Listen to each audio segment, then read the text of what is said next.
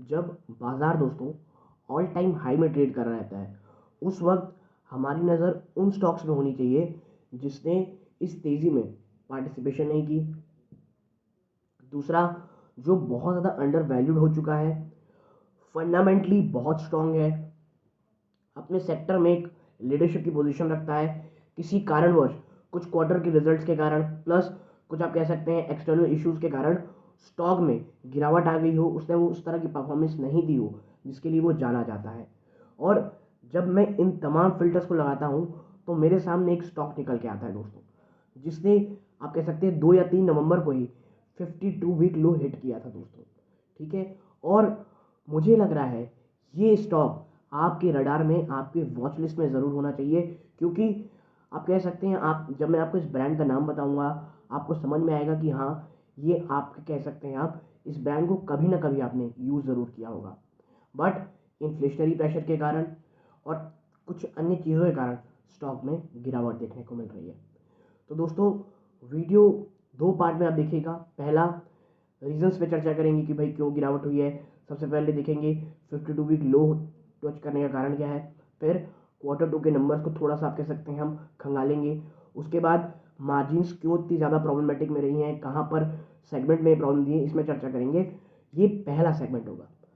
Next segment जो होगा दोस्तों, वो होगा हमारा कॉन कॉल का, कि भाई कि जो आप कह सकते हैं कॉन्फ्रेंस कॉल में कंपनी ने क्या कहा है, जिससे हमें एक आप कह सकते हैं एक विजुअल मिलेगा कि फ्यूचर को लेकर के क्या प्लानिंग है, क्या चैलेंजेस है और क्या पॉजिटिविटी है।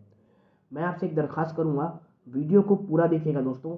भले ही बहुत ही आप कह सकते हैं आधा और आधा पार्ट करके देखिएगा, या मैं आपसे कहता हूं आप इस वीडियो को 1.25 या 1.5x पे चला लें, ताकि बहुत जल्दी रहे और आपका समय बचे।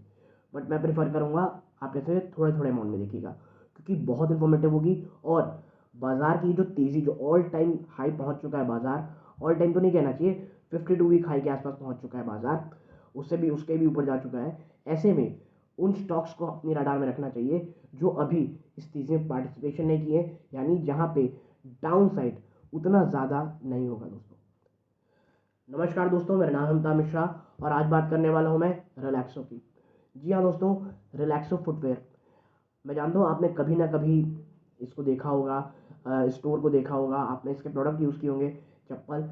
लेकिन प्रॉब्लम ये रही दोस्तों पिछले कुछ समय में, इनका जो चप्पल का सेगमेंट है इसका, वो उसमें कह लीजिए गिरावट के कारण, उसमें वॉल्यूम्स की गिरावट के कारण कंपनी को प्रेशर झेलना पड़ा है कि जो टॉप लाइन पे, और इनपुट कॉस्ट इतनी ज़्यादा हैवी हो चुकी है जिसके कारण मार्जिन में भी डेंट पड़ा है। तो इस वीडियो में दोस्तों मैं आपके साथ ये चर्चा करूंगा कि आखिर आगे अपने को इस स्टॉक में, यानी कि रिलैक्सो में क्या करना है और क्या प्रॉस है, क्या हिट है, क्या मिस है दोस्तों। ठीक है। वीडियो मैं कहूँगा ये आराम से देखिएगा, थोड़ा लंबा हो सकता है बट मुझे लगता है ये बहुत इंफॉर्मेटिव होगी। तो अब विदाउट वेस्ट टाइम सीधा मैं आपको लेके चलता हूँ और एनालिसिस करते हैं। देखिए, Relaxo footwear hits 52-week low after net slumps 67%. Inflation crimps margin. ये जो इन्फ्लेशन है ना दोस्तों, आप ये कह सकते हो जो इनपुट कॉस्ट में लगातार बढ़ती चली जा रही है, जिसके कारण कंपनी का जो कह सकते हैं आप बॉटम लाइन है वो हिट किया, और जो नेट था दोस्तों, नेट प्रॉफिट वो 67% नीचे आया। ठीक है। The company reported decline of 67% in net profit at ₹22.40, मात्र 22 करोड़ रुपए का नेट प्रॉफिट, 67% की गिरावट। और देखिए, ये इसके बाद स्टॉक एक अनप्रेसिडेंटेड गिरावट में गया, और मुझे लगता है तमाम जो नेगेटिविटी है स्टॉक में ऑलरेडी प्रेजेंट हो चुकी है। 890 850 के बीच में ह्यूज सपोर्ट है मुझे लगता है इस स्टॉक का, और 890 के आसपास से थोड़ा बाउंस करना भी शुरू किया है दोस्तों। ठीक है। अब थोड़ा चलते हैं रिजल्ट टेबल में। आप देखेंगे रेवेन्यू में, अगर आप देखेंगे तो इस बार 669.7 करोड़ रहा है, जो पिछले क्वार्टर में कह लीजिए 667.2 करोड़ था, और एक साल पहले दोस्तों 714.4 करोड़, यानी ईयर ऑन ईयर 6.25% की गिरावट है दोस्तों रेवेन्यू में। ठीक है। बात करेंगे हम, आप कह सकते हैं ग्रॉस प्रॉफिट मार्जिन की, तो इसमें आप कह सकते हैं दोस्तों बढ़ोतरी देखने को मिली है। ग्रॉस प्रॉफिट में आप देखेंगे तो आप माफ़ कीजिएगा, ये गिरावट है, ये नेगेटिव है। अगर ये ब्रैकेट होता है तो ये नेगेटिव रहता है। बात करें नेट प्रॉफिट की, तो आप पाएंगे दोस्तों कितनी बड़ी गिरावट है, आप समझिए। इस बार 22.4 करोड़ था, जो पिछले क्वार्टर में 38.7 करोड़ और एक साल पहले 68.7 करोड़। यानी ये ह्यूज गिरावट है, और ये गिरावट सिर्फ ईयर ऑन ईयर नहीं है। आप देखिए कि अगर आप ईयर ऑन ईयर देखेंगे तो 66.4 करोड़, और क्वार्टर ऑन क्वार्टर 42.1%, क्वार्टर दर क्वार्टर 42% की गिरावट दोस्तों। और यही कारण है ईपीएस में भी आपको इतनी गिरावट देखने को मिल रही है। ठीक है, एबिटा देखेंगे, आपको मैं दिखाऊं, आप देखिए एबिटा कितना ज़्यादा इसमें हर्ट हुआ है। आप देखिए इधर कि 59.4 से 59.4 से था, और पिछले क्वार्टर में 86.1 था, और आप देखेंगे कि ईयर ऑन ईयर 49.1% की गिरावट है, और quarter on quarter -31%। EBITDA margin की तो हालत आप भूल ही जाइए। ये ईयर ऑन ईयर आप देखेंगे 750 बेसिस पॉइंट, और क्वार्टर ऑन क्वार्टर आप देखेंगे तो 400 बेसिस पॉइंट की आपको यहाँ गिरावट देखने को मिल रही है दोस्तों। ठीक है, तो यानी आप समझ रहे होंगे कि कितनी ज़्यादा प्रेशर है इनपुट कॉस्ट का, कितना ज़्यादा प्रेशर है कि नेट प्रॉफिट वो भी रिलैक्सो जैसे ब्रांड में इतनी भयंकर गिरावट देखने को मिल रही है। इसके पीछे का रीज़न ये दोस्तों आपको आगे बताऊंगा मैं, बट एक क्विक से दे दूँ कि जो जीएसटी रेट लगनी शुरू हो गई दोस्तों 18% की, 1000 से ऊपर की, वो बहुत ज़्यादा हट कर रही है इनके वॉल्यूम्स को दोस्तों। ठीक है, तो अब लेके चलता हूँ और कुछ अन्य चीज़ों में बात करते हैं दोस्तों। ठीक है, आप देखें, margin pressure to sustain in the near term. Margin में प्रेशर नियर टर्म में लगातार बना रहेगा दोस्तों। क्यों है ऐसा? Now Relaxo lost market share in the chappal category, जो कि एक सबसे कह लीजिए बहुत ही मजबूत कैटेगरी थी, जहाँ से वॉल्यूम्स बहुत ज़्यादा आते थे। Forms about 60% of overall revenue. आप समझिए रिलैक्सो के लिए चप्पल सेगमेंट इतनी ज़्यादा इंपॉर्टेंट है कि इसके ओवरऑल रेवेन्यू का 60% आपको यहीं से मिलता है in first half of financial 23। ठीक है, first of financial 23। Price hikes due to increase in input cost as well as overall inflationary scenario led consumers, especially in the rural areas, to switch to cheaper products from the unorganized segment. देखिए, जब आपका organise player, जो आप कह सकते हैं आपको एक सेंस ऑफ ब्रांड का एहसास दिलाता था, वो आपकी रीच से बहुत ज़्यादा हो जाता है। रीज़न इन्फ्लेशनरी प्रेशर, आप कह सकते हैं तमाम अन्य चीज़ें, इनपुट कॉस्ट का बढ़ना। तो ऐसे में लोग उस ऑर्गेनाइज प्लेयर से हटा करके अनऑर्गेनाइज प्लेयर में जाते हैं, और आप कह सकते हैं इसका असर किस पे होता है? इन्हीं पे होता है। लेकिन मैं आपको बता दूँ, लॉन्ग टर्म में ना बड़े ब्रांड्स ही बचते हैं दोस्तों। इसीलिए मैं हमेशा कहता हूँ जब भी किसी सेक्टर में प्रॉब्लम आती है तो जो बड़ा प्लेयर होता है वही आखिर में सस्टेन करता है most of the time. In order to revive volumes and prevent further market share loss, Relaxo cut prices of the chappals by about 15-20% in September 22। जैसा कि मैंने आपको बताया था, रिलैक्सो ने देखा कि भाई जो उनका मेन सोर्स ऑफ रेवेन्यू है वही घट रहा है, तो उसके कारण उसने जो अपने चप्पल के दाम है उसे 10 से 20%, 15 से 20% घटा दिए दोस्तों सितंबर 22 में।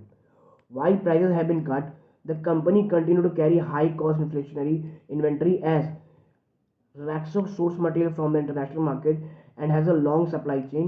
The company expect to liquidate high cost inventory to company and in quarter 3 of financial 23 and at the dealer end toward the end of quarter of financial 23. Hence, Relaxo's margin pressure is expected to continue in second half of financial 23।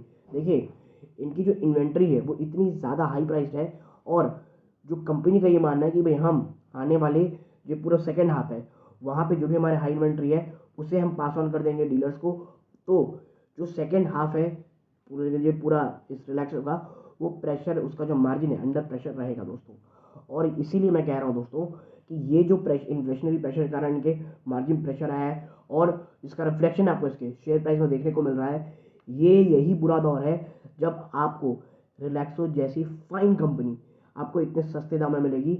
हाँ, थोड़ी महंगी expensive stock P में रहती है ये, और अगर कोई गिरावट यहाँ होती है तो लॉन्ग टर्म के लिए मुझे लगता है कि बहुत शानदार मौका होगा खरीदारी का दोस्तों। ठीक है, और मार्जिन में प्रेशर क्यों है वो तो आपको हमने बता ही दिया है, हाई इन्वेंट्री के कारण दोस्तों, हाई कॉस्ट इन्वेंट्री के कारण। ठीक, आगे चलते हैं, आप पाएंगे margin to normalise in financial year 24, company enhancing Sparx portfolio capacity. और मार्जिन का जो नॉर्मलाइजेशन है वो फाइनेंशियल ईयर 24 में होता हुआ दिखाई देगा दोस्तों, और कंपनी जो इसका जो स्पार्क्स पोर्टफोलियो है उसे बढ़ाने की बात कर रही है। स्पार्क्स चप्पल आपको पता ही होगा दोस्तों कितनी ज़्यादा अभी डिमांड में रहती हैं। आप देखें, Relaxo would liquidate high cost inventory over the next 2 quarter. ठीक है, इनके पास जो हाई कॉस्ट इन्वेंट्री है इसे वो लिक्विडेट कर देगी लगभग 2 क्वार्टर तक, यानी सेकेंड हाफ फाइनेंशियल 23, और तब तक मार्जिन में थोड़ा प्रेशर रहेगा. But also the prices of both crude oil as well as rubber have contracted by 25 and 15% respectively in the last 2 months.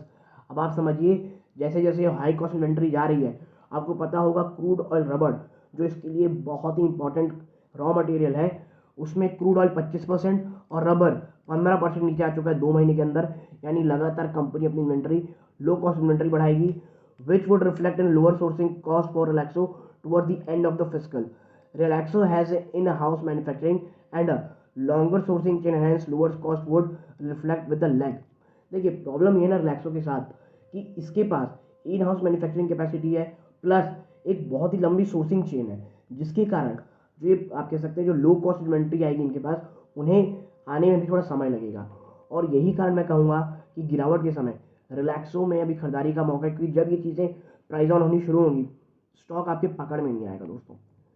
We expect Relaxo's margin to reach normal level of 16-17% financial year 24. 16-17% की जो इनकी margin है, ये financial 24 तक इनको मिलेगी. Relaxo is witnessing a strong demand for the mid to premium Sparks brand of sandals and sports shoe. Spark contributes 40% to revenue, has an average selling price of rupees 450. देखिए sparks आज के समय इतना बड़ा brand हो चुका है दोस्तों कि रिलैक्सो की ओवरऑल रेवेन्यू का 40% ये कह लीजिए कॉन्ट्रीब्यूट करता है. और जो मेन डिमांड की आती है mid to premium Sparx brand की, जिसकी एवरेज सेल, जैसे आपको पता होगा टेलीकॉम में होता है एवरेज रेवेन्यू पर यूज़र, वैसे ही जो एवरेज प्रोडक्ट सेल है स्पार्क्स की, वो 400-450 रुपये दोस्तों.